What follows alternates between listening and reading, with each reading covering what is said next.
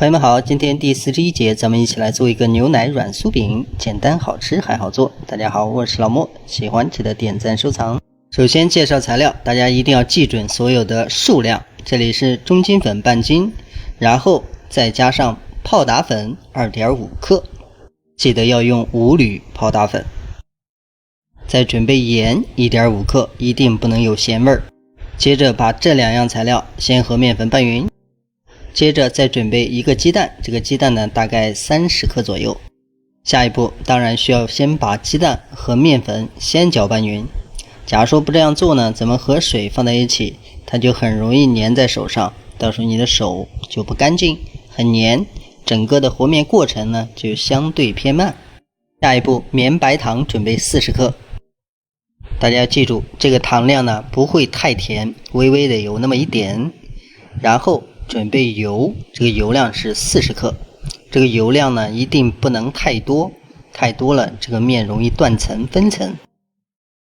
下一步呢，攪拌的時候大家要注意，咱們不是隨便攪拌一下就好，一定要把油和麵粉充分的搓散，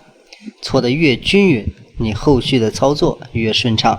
大家不要小看這麼一個小小的細節，後面更舒服的操作就靠它。接着準備牛奶75克，這個牛奶的量呢也要注意，太軟了也不行，太硬了也不行，所以呢記好這個量。然後在攪拌的時候呢也是分多次加進去，然後再慢慢的把麵團搓起來。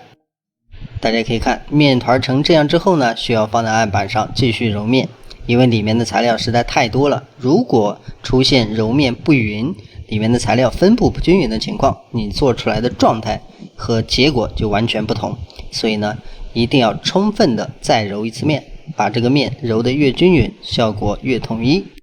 面和好之後，咱們直接把它裝起來醒一下面，這個醒面的時間呢20分鐘。這個時間段就是為了讓面筋鬆弛下來，方便咱們下一步的操作。這個面團醒好之後呢，直接取出來，這時候呢你能摸到它是偏軟的，咱們就不需要揉面了，直接開始擀。因为這個時候呢它是死面的，裡面並沒有太多的氣泡，直接擀呢反而是越來越均匀，如果你直接揉反而會越來越裂。咱們把面第一次擀開之後呢，咱們需要把它切成條，這可不是無謂的操作，咱們這樣操作之後呢，它會形成一個記事的層次感，讓它裡面帶有不同的特點。然後咱們把切成條的面全部摞在一起，摞在一起之後呢，直接像這樣給它調過來，然後按平壓緊，這樣擀的時候呢它就不會錯亂。這頭一次呢咱們直接擀成畫面中這樣，記住擀好之後呢一定要保證每個點的厚度基本是匀的，然後呢再次像這樣給它折疊過來。另外大家需要注意，咱們這個面呢其實折的時候呢要輕一點，它容易斷，所以要慢慢的給它按壓平，然後再次擀開。差不多就像畫面中這樣，只要它表面是光的就可以。下一步準備一個鋼切膜，直接給它切成面皮。切完之後直接打開，這時候大家可以看一下它這個厚度呢在8毫米左右，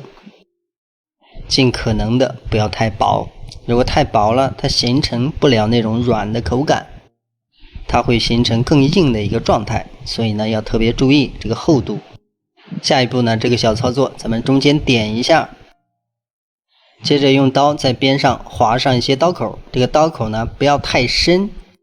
有一點裂痕就可以，這樣咱們烤出來表面會有一些花紋，增加它的好看程度。再一個呢讓局部更脆。大家看切好之後呢，咱們在表面噴上水，或者是刷上蜂蜜水都可以，然後撒上一些黑芝麻點綴，再把這個黑芝麻的點稍微給它按一下，讓它粘得更牢。到這裡全部的過程就算完了，咱們需要把它蓋起來，稍微醒個10分鐘左右，